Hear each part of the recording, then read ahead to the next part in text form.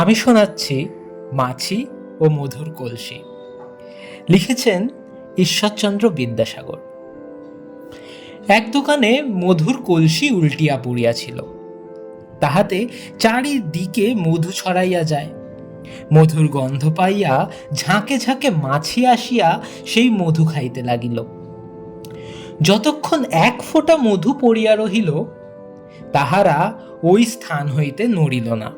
অধিকক্ষণ তথায় থাকাতে ক্রমে ক্রমে সমুদয় মাছির পা মধুতে জড়াইয়া গেল।